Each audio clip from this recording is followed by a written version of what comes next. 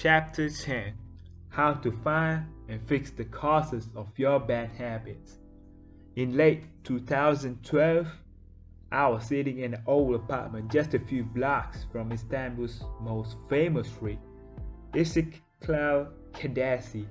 I was in the middle of a 4-day trip to Turkey, and my guide Mike was relaxing in a worn-out armchair a few feet away. Mark wasn't really a guy. He was just a guy from Maine who had been living in Turkey for 5 years. But he offered to show me around while I was visiting the country, and I took him up on it. On this particular night, I had been invited to dinner with him and a handful of his Turkish friends. There were 7 of us, and I was the only one who hadn't, at some point, smoked at least one pack of cigarettes per day. I asked one of the Turks how he got started. "Friends," he said.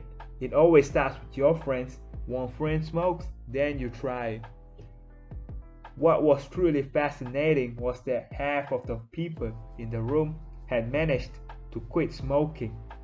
Mark had been smoke-free for a few years at that point, and he swore up and down that he broke the habit because of a book called Alan Carr's Easy Way to Stop Smoking. It frees you from the mental burden of smoking, he said. It tells you, stop lying to yourself. You know you don't actually want to smoke. You know you don't really enjoy this. It helps you feel like you're not the victim anymore. You start to realize that you don't need to smoke. I had never tried a cigarette, but I took a look at the book afterward out of curiosity. The author employs an interesting strategy to help smokers eliminate their cravings. He systematically reframes each cue associated with smoking and gives it a new meaning. He says things like, you think you are quitting something, but you are not quitting anything because cigarettes do nothing for you. You think smoking is something you need to do to be social, but it's not. You can be social without smoking at all. You think smoking is about relieving stress, but it's not. Smoking does not relieve your nerves, it destroys them. Over and over, he repeats these phrases and others like them. Get it clearly into your mind, he says, you are losing nothing and you are making marvelous positive gains not only in health, energy, and money, but also in confidence, self-respect, freedom, and most important of all, in the length and quality of your future life. By the time you get to the end of the book, smoking seems like the most ridiculous thing in the world to do. And if you no longer expect smoking to bring you any benefits, you have no reason to smoke. It is an inversion of the second law of behavior change. Make it unattractive. Now, I know this idea might sound overly simplistic. Just change your mind and you can quit smoking. But stick with me for a minute. Where cravings come from. Every behavior has a surface level, craving and a deeper underlying motive.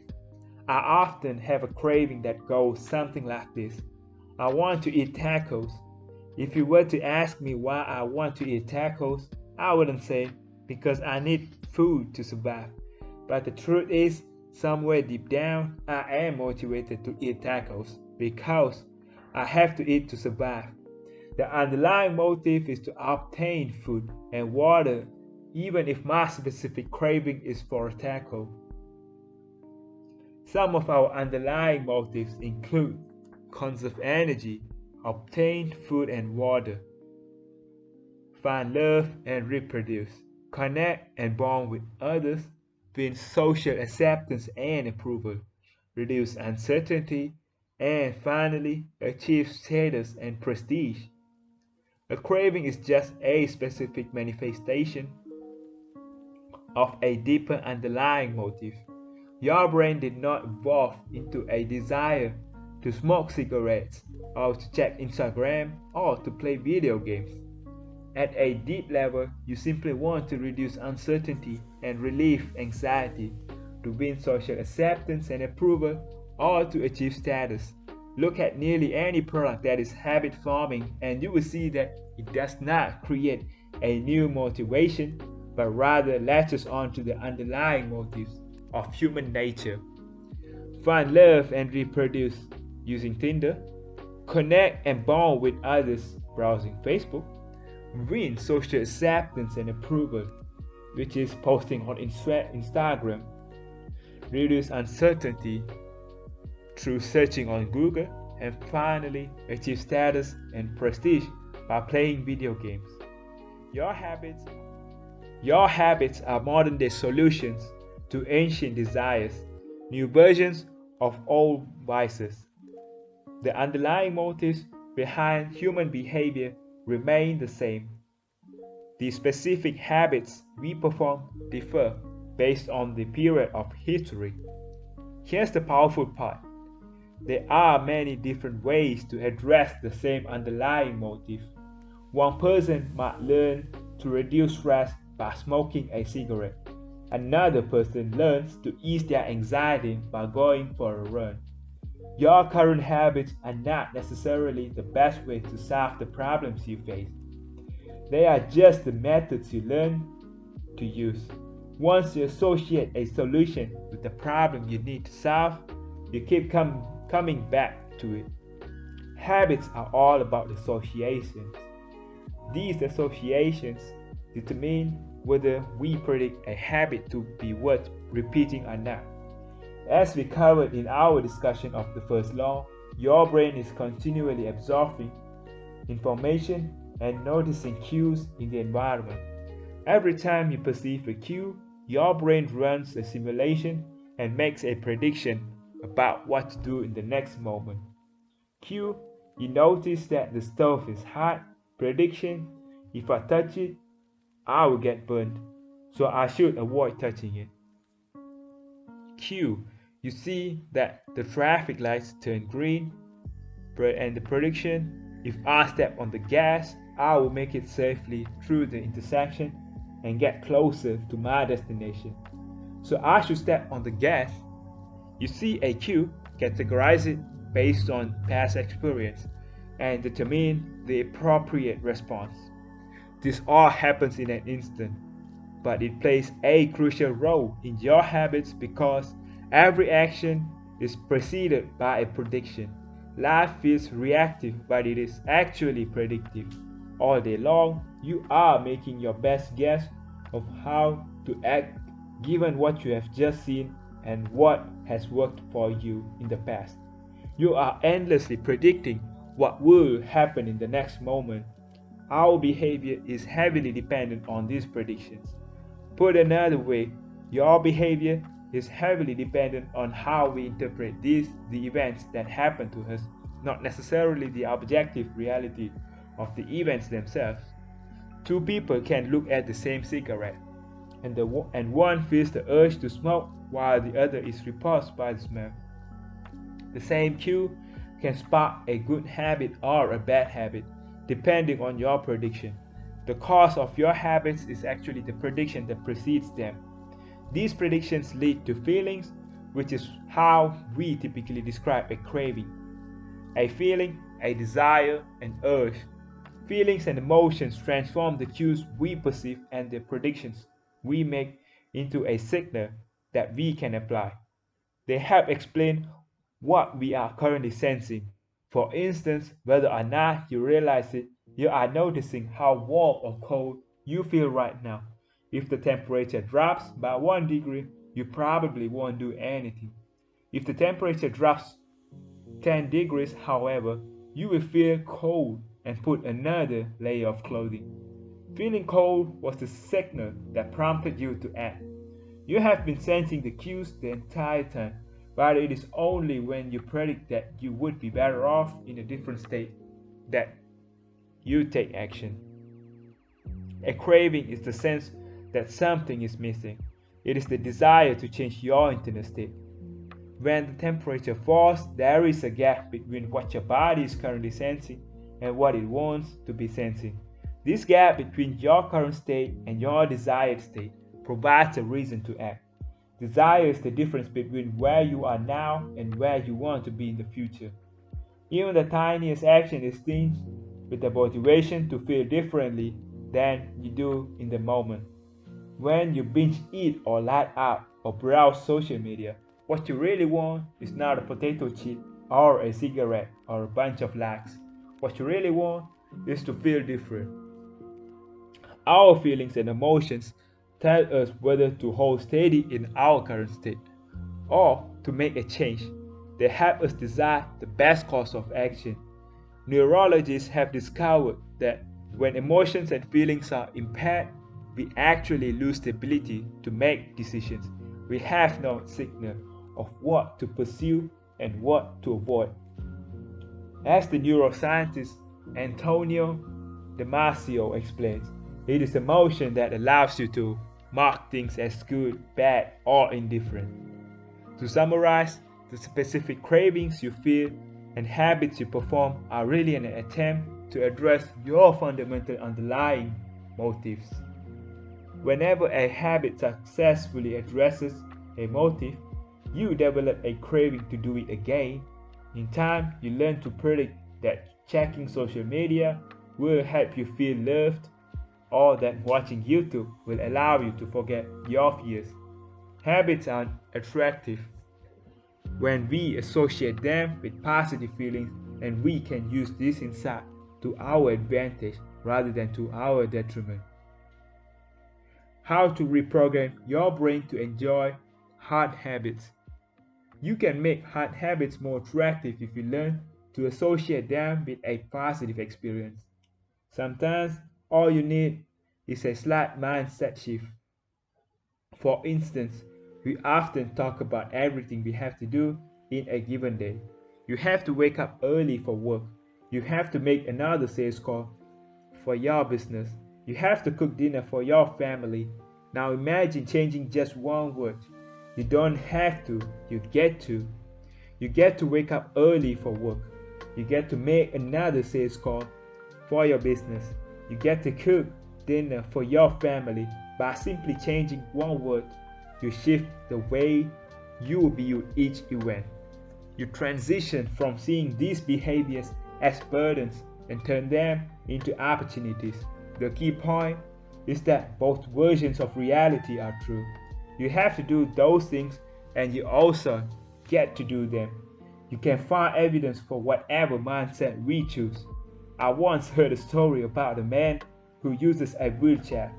When asked if it was difficult being confined, he responded, "I am not confined to my wheelchair. I am liberated by it. If it wasn't for my wheelchair, I would be bedbound and never able to leave my house." This shifts in perspective completely transformed how he lived each day. Reframing your habits to highlight their benefits rather than their drawbacks is a fast and lightweight way to reprogram your mind and make a habit seem more attractive. Exercise.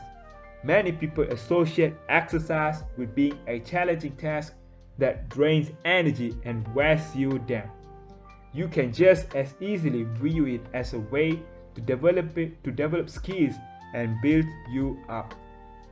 Instead of telling yourself, "I need to go run in the morning," say, "It's time to build endurance and get fast." Finance. Saving money is often associated with sacrifice. However, you can associate it with freedom rather than limitation if you realize one simple truth. Living below your current means increases your future means. The money you save this month increases your purchasing power next month. Meditation.